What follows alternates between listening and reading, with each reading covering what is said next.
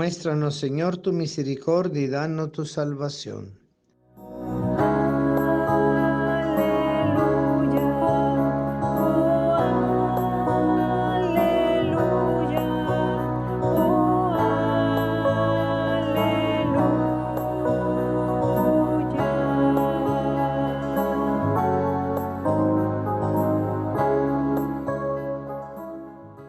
El Señor esté con ustedes y con tu espíritu. Lectura del Santo Evangelio según San Lucas. Gloria a ti, Señor. En aquel tiempo Jesús dijo a sus discípulos: habrá señales prodigiosas en el sol, en la luna, en las estrellas, en la tierra. Las naciones se llenarán de angustia y de miedo por el estruendo de las olas del mar. La gente se morirá de terror y de angustia, esperando las cosas que vendrán sobre el mundo, pues hasta las estrellas se bambolearán. Entonces verán venir al Hijo del Hombre en una nube con gran poder y majestad. Cuando estas cosas comiencen a suceder, pongan atención y levanten la cabeza, porque se acerca la hora de su liberación. Estén alerta para que los vicios con el libertinaje, la embriaguez, las preocupaciones de esta vida no entorpezcan su mente y al que el día los sorprenda desprevenido, porque caerá de repente como una trampa sobre todos los habitantes de la tierra. Velen pues y hagan oración continuamente para que puedan escapar de todo lo que ha de suceder y comparecer seguros ante el Hijo del Hombre. Palabra del Señor. Gloria a ti, Señor Jesús. La pregunta que nos plantea el Evangelio de este primer domingo de Adviento es muy sencilla. ¿Por qué la venida del Señor, su segunda venida, tiene que ser acompañada por todas estas señales que son señales que realmente nos transmiten no esa paz y esa alegría de la segunda venida de Cristo, sino nos dan como la impresión de que nosotros nos vamos a apocar frente a la segunda venida del Señor? Si justamente el mensaje que Jesús nos dejó y la realización de su signo entre nosotros, que nosotros seguimos realizando en su nombre, con su poder, es justamente el Dios de la alegría, el Dios de la misericordia, el Dios de la compasión, el juez justo y bueno que ha venido no a condenar, sino a salvar.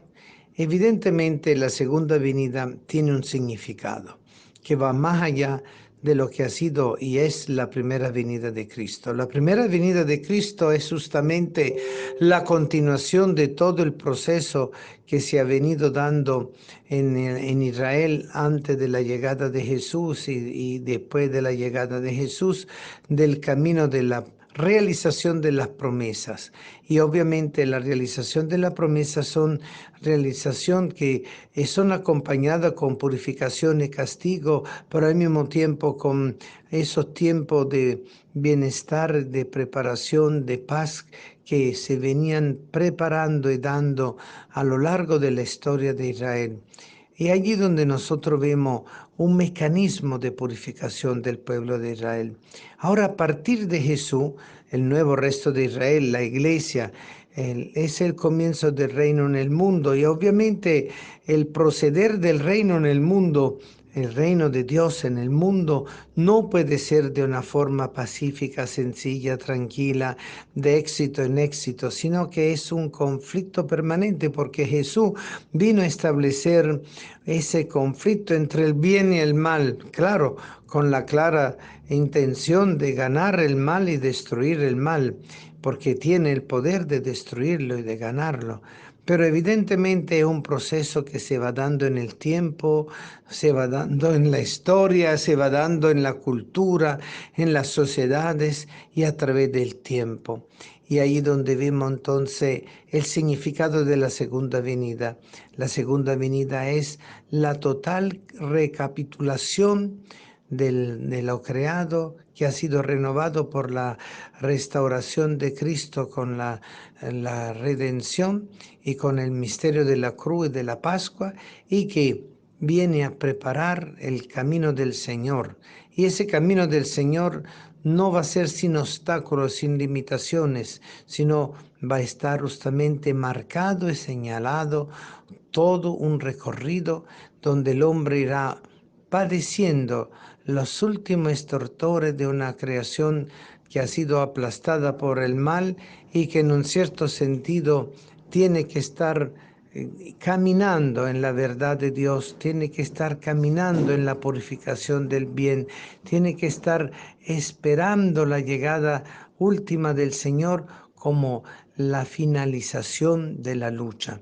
Es la prueba extrema que el hombre va a vivir a nivel cósmico, la prueba extrema del hombre que va a vivir la crisis de lo que es todo sistema humano que han destruido la naturaleza, han destruido el equilibrio ecológico y que van a pagar las consecuencias de todo eso.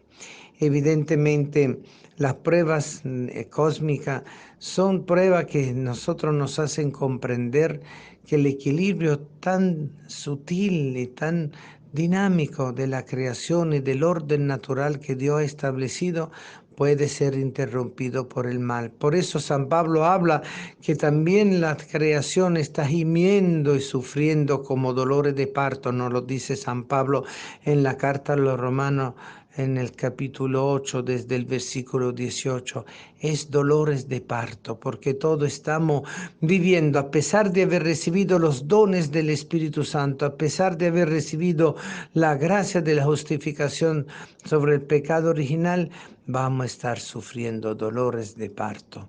Y por eso este tiempo de Adviento empieza con esta gran señal, la mujer vestida de sol prácticamente, que gime por dolores de parto y que da luz un hijo.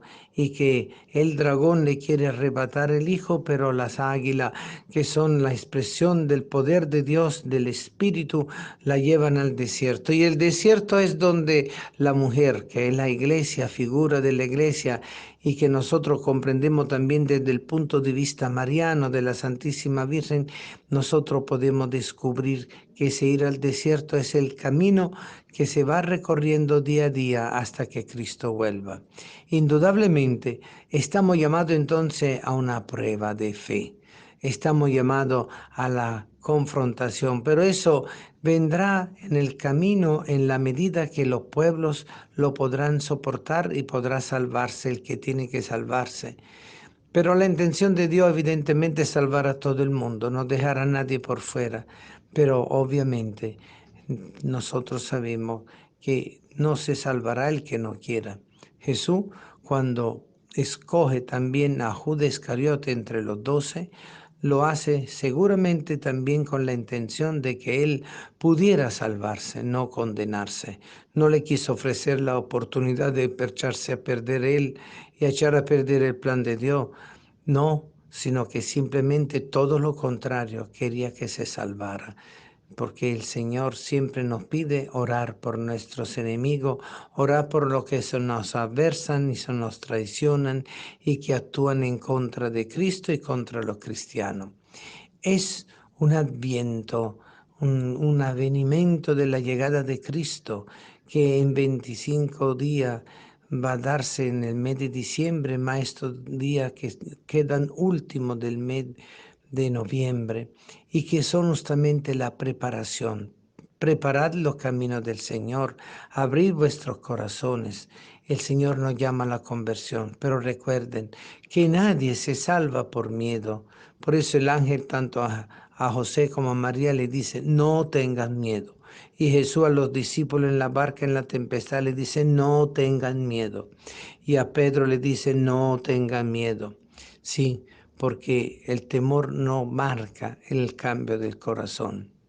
El Señor nos llama entonces a mirar ese futuro lejano que algún día se irá concretizando de la prueba final escatológica de la humanidad, pero al mismo tiempo nos da la esperanza que su segunda venida será la que definitivamente aplastará el mal y quedará pisada la cabeza de la serpiente para siempre. Nosotros estamos llamados entonces a no movernos solo por lo que se nos anuncia, sino movernos porque nosotros hemos aprendido a amar porque somos amados por el Dios que dio su vida por todos nosotros. Bendito el Señor que ha venido a traernos a nosotros la paz y la justicia en el niño chiquito que nace del seno de María y que después se transforma en el hombre vigoroso, en ese Señor que nos vino a ayudar en la cruz a crucificar el pecado, a crucificar el mal y a crucificar la muerte y vencerlo definitivamente. Por eso este primer domingo de Adviento nos llama profundamente a abrir nuestro corazón para encontrarnos con Dios caminando hacia Él y no tener miedo, porque tranquilos, he vencido el mundo, dice el Señor.